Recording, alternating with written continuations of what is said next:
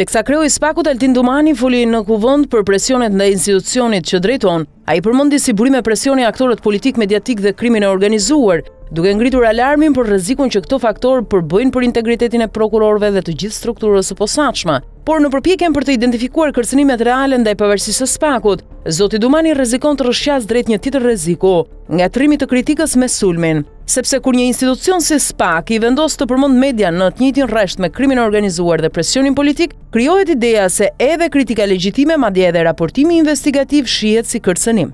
Nuk ka asnjë provë serioze që media në Shqipëri po ushtron presion ndaj SPAK-ut. Ajo që ekziston është një rritje e interesit publik ndaj vendimeve të tij, ndaj zvarritjes së hetimeve në disa dosje të ndjeshme, ndaj shëndrimeve shpeshherë të paqarta për çështje me interes kombëtar. Kjo nuk është trysni, është përgjegjësi publike.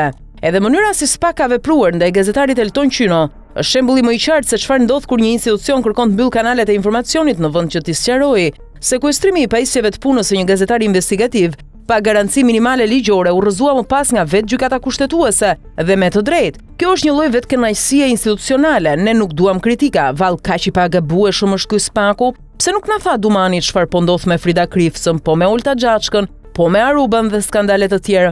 Po 21 janari pse u harrua, po dosja me Gonigol pse mbahet peng, po Xibraka e Olsit pse u mbyll? Pra kur SPAK justifikohet me faktin që vijojnë hetimet, media edhe do të flas, nuk mund të mbyll gojën. Vendimi kushtetuese si për Asin Qyno ashtu edhe për sekuestrimin e telefonëve ishte shuplak ndaj SPAK-ut dhe SPAK në vend që të kërkoj falje bën cubin. Në këtë seancë pam çuditëra nga më të ndryshmet. Pasi Dumani arriti deri aty sa zihej me deputetët dhe ishte gati të kacafytej. Prokuroria e posaçme padyshim që duhet ketë mbështetje, por nuk mund mbyllim gojën ndaj padrejtësive.